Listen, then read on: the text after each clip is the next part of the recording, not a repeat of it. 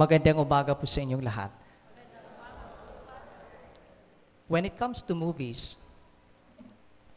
isa sa pinakagusto kong movie ay ang mayroong classic na dating. Pag ibig sabihin pong classic na dating, yung movies na tungkol sa mga kaharian. Yung isang kaharian, sasakupin ng isang kaharian. Movies like that. Siguro sa inyo ngayon, well, magkakaiba naman po ang taste natin. Siguro ang patok sa inyo ngayon ay itong movie na Hello, Love Again. Well, nanood po kami, aminin ko po, nanood po kami ni na Father Herbert and Father Knox. Nako, kinikilig si Father Knox. Umiyak pa. So, binigyan ko ng panyo. Kahit sa history, yung mga namamahala sa iba't ibang mga bansa, nung unang panahon, mga hari yun sa history. Sa Biblia, maririnig po natin mayroon ding mga hari like King Solomon and King David, Haring David. Ngayong panahon, iba na po ang tawag natin doon. Mostly siguro ang tawag na natin ngayon sa kanila ay presidente. Presidente na mamahala ng iba't ibang bansa. I'm telling you this because today is the last Sunday sa kalendaryo ng simbahan. At sa kalendaryo ng simbahan po, tuwing huling linggo, palagi po yan kapistahan, dakilang kapistahan ng pagkahari ng Panginoong Hesukristo. Hindi lang sa Pilipinas, sa Amerika, sa Israel, kundi sa sanlibutan, King of the universe. Sa second reading, anong sabi? He is the Alpha and the Omega.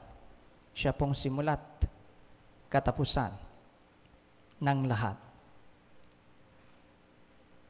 Ngayong linggong ito, gusto pong ituro sa atin, ipaalala sa atin how to be a king. How to be a leader. How to be a ruler. How to be a ruler. At tingnan po natin yung pamamaraan ni Jesus. Alam nyo, isang obvious na bagay nakapansin-pansin sa buhay ni Jesus is that He lived closely to the realities of the people. Well, siguro mas magandang i-translate sa salitang nanahan. Sa isang reflection, ang terminong ginamit po ay namayani. Nanahan, namayani. Ibig pong sabihin, isa sa mga binibiyang halaga palagi ni Jesus ay ang relasyon. Ugnayan niya sa atin. Naalala ko nung ako'y bagong pari, after 5 years na ako'y assistant ng isang matandang pari, ako po'y pinadala sa isang poor parish, mission parish. At alam nyo, kabado po ako noon. So nagtanong-tanong ako sa kaparian. Tinanong ko yung former rector ko sa seminary. Sabi ko, Father, anong gagawin ko doon? As a young priest. Alam nyo, simple lang po yung sagot niya. Sabi niya, just be a good priest and live with them. Live with them. Manahan ka sa kanila. Mamayani ka sa kanila. At ngayon, na-realize ko po na tamang-tama po siya. Na isa talaga sa mga dapat nating bigyan din palagi ay ang ating ugnayan sa bawat isa. Sa pamilya man, sa parokya man, sa barangay man, sa opisina man. Pag maganda pong ugnayan, ako, maganda pong palagi ang resulta. Maganda po palagi ang bunga. Mayroon pong isang pari na nagmisyon one time. Nung nasa parokya siya, napansin niyang walang gaanong kalalakihang nagsisimba. bata hanggang sa matanda. And so he asked himself, anong gagawin ko? While observing, nakita niyang ang hilig ng lahat kung saan palagi nagtitipon yung mga kalalakihan sa basketball court. Now, itong paring ito medyo may talent sa basketball at marami siyang alam. So he said to himself, sige, magtuturo ako ng basketball. And so nagturo siya, bata, elementary, tinuruan niya every Saturday. High school, tinuruan niya. At saka yung mga tambay, ito medyo matitigas na ulo nito. Mga tambay, tinuruan din niya.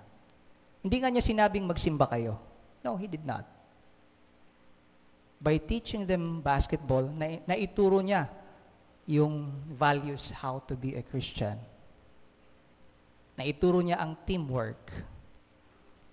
And after a while, though di niya inimbitang magsimba, hinay-hinay po, paunti-unti yung mga kalalakihan nagsimba. Bakit? Dahil mayroon siyang magandang ugnayan sa kanila. Alam nyo, sa pagtuturo po, mas effective po talaga ang pagtuturo pag may magandang ugnayan tayo. Pag kilalang-kilala ang isa't isa. Halimbawa, pag ako'y pumunta dito, first day ko sabihin ko sa inyo, magsimba kayo. Baka sabihin nyo, sino ka? Diba? Wala nga tayong ugnayan eh. Diba? Wala pa nga tayong ugnayan. Pero, pag mayroong ugnayan, everything will be smooth. At maintindihan ang isa't isa. At ito'y ginawa ni Jesus. Di ba, nagnahan siya, nagpakatao. Tapos, nakisama siya sa mga disipulo. Mostly, sa kainan. Di ba? Mayroon pang tagay-tagay, konting tagay-tagay. Nakisama po siya. Nagkaroon siya ng magandang ugnayan sa kanila. At dahil doon, tinuruan niya sila. Hinubog niya sila. And it was effective. Hanggang ngayon, tinuturuan tayo ni Jesus. Hanggang ngayon, hinuhubog tayo ni Jesus. So, kailangan po talaga na mayroong magandang ugnayan sa ating pamamahay, sa ating bayan, sa ating barangay, sa ating parokya, para mahubog natin ang ating mga kapatid. At alam nyo, ang standards po ni Jesus ay kakaiba sa standard ng mundo. Because yung standard ni Jesus ay mercy, compassion, service, speak about power, and He will tell you, serve the poor. Serve the poor. Anong ginawa ni Jesus nung mayroong isang nawalang tupa? Iniwan niya yung 99. Hinanap niya yung isa. Bakit? Ang 100, hindi 100 kung wala yung isa, kung kulang ng isa. Gusto niya palagi buo. Anong ginawa ni Jesus nung mayroong may sakit? Pinuntahan niya. Pinagaling niya. Anong ginawa ni Jesus sa babaeng makasalanan? Tinatawad niya. Anong ginawa ni Jesus sa mga taong pinapahirapan ang buhay niya nung nasa krus siya? He prayed for them. Panginoon, patawarin niyo po sila sapagkat di nila alam ang kanilang ginagawa. He built a relationship with them na kakaibang kakaiba. At ito po yung pamamaraan ni Jesus sa pagiging hari. Kakaiba po sa pamamaraan natin. Ang tanong ngayon, tayo kaya ngayon, kumusta ang pamamaraan natin? Bilang Kristiyano, paalalahanan po tayo na dapat yung pamamaraan natin ay kagaya ng pamamaraan ni Jesus. Are we like Him? Compassionate? Merciful? Humble? Ang dalangin ko po, na sana tayong lahat sa ating pamilya, opisina, parokya, manahan sana ang mga pamamaraan ng ating hari, ang hari ng sanlibutan, si Hesus Kristo.